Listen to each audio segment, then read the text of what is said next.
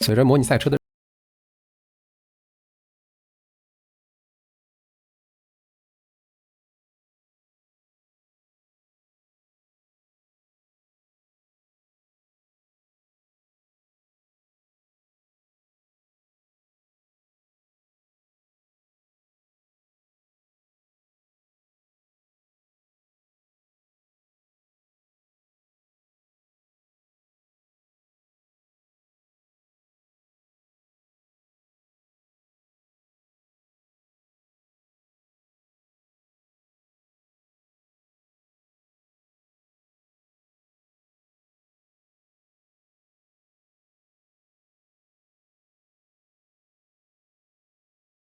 外观延续了新系列的六边形柱体外观啊，整体的外壳为塑料和金属材质，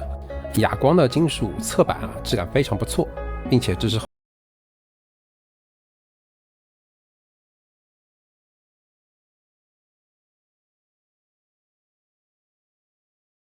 赛道旗帜灯加上 pit 灯，那三位一体啊，三合一的功能，不论是灯的亮度效果还是设计的布局都非常令人满意啊。这应该是我见过最实用的 RGB 灯了。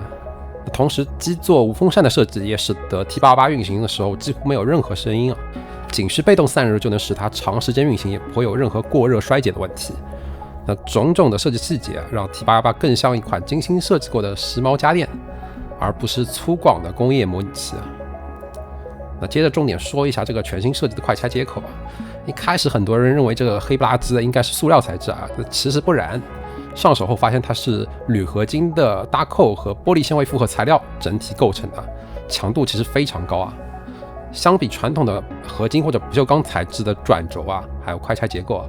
那复合材料的设计既能保证连接的强度，又可以大大的减轻整体的驱动轴重量，这使得 T888 相比同级产品有着更好的静扭矩和惯性扭矩，动力响应也更加干脆迅速啊。那转到后面，我们看到基座背面依次为电源按钮啊，带锁定的电源接口。Type-C 数据接口，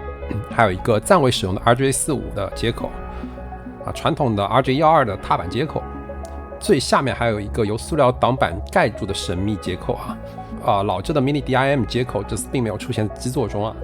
不过拥有 TH8A 和 Sparkle 手刹的老玩家也不用担心啊 ，T888 服务的 PC 端可以非常方便的转接各类 USB 啊，接入多个托马斯特外设，不论是手刹还是排档都能很好的与 T888 兼容啊，所以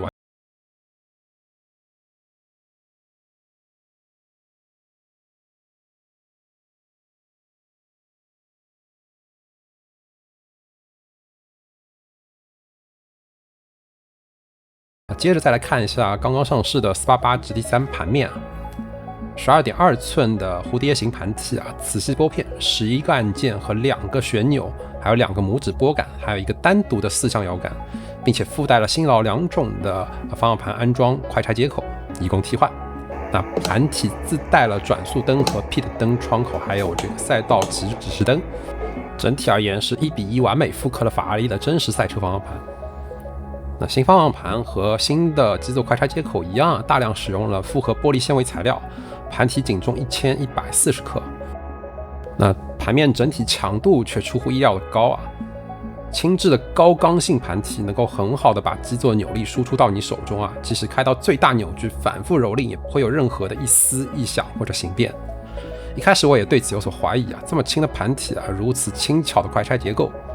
在10牛米的高强度使用后，肯定会或多或少有所松动或者异响吧。但结果啊，是我最先松动的是方向盘支架，我的金属方向盘支架最先松动了，还是非常让人意外的，对吧？新快拆接口和新盘面确实经受住了高强度的考验。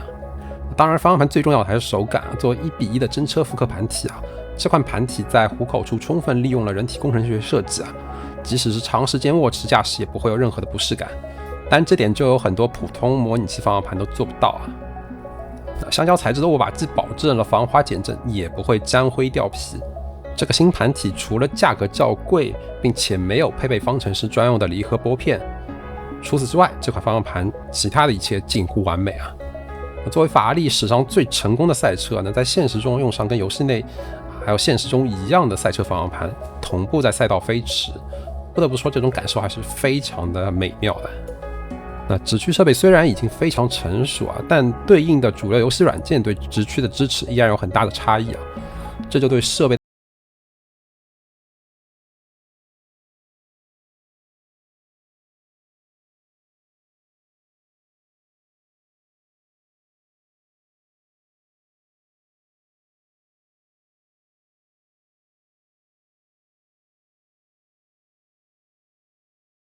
它争锋、F1 2023啊等等最新一代的模拟赛车软件啊，他们对新一代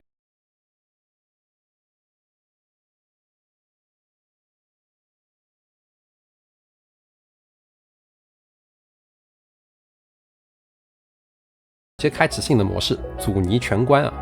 T88在 ACC 的整体回馈手感清晰且干脆啊，压过不同路肩时的高低起伏震动，下坡时的瞬间爆发冲击力，我都能清晰的感受到。并且神奇的是，这些高频细节丝毫不会影响到正常的低频力回馈，导致摆动啊。你完全可以在这种瞬时出力的同时控制住车辆，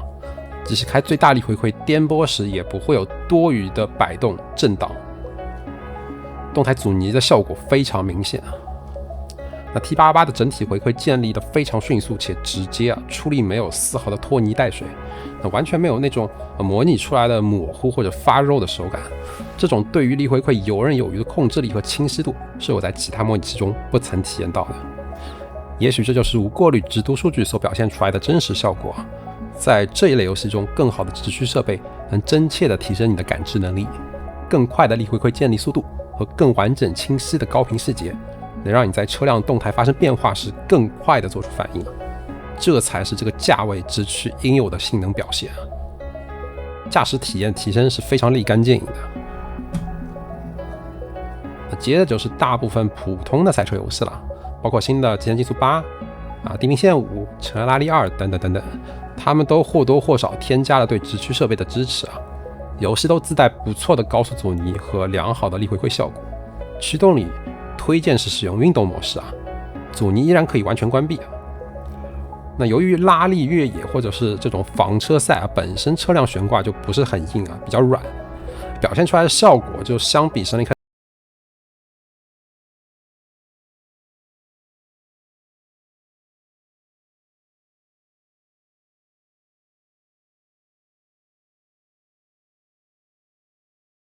T88作为旗舰直驱，在他们身上发挥出来的实力还非常有限啊。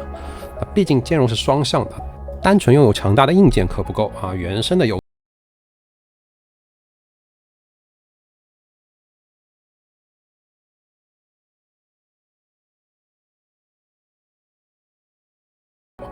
虽然有 CSP 等第三方补丁的加持和修正啊，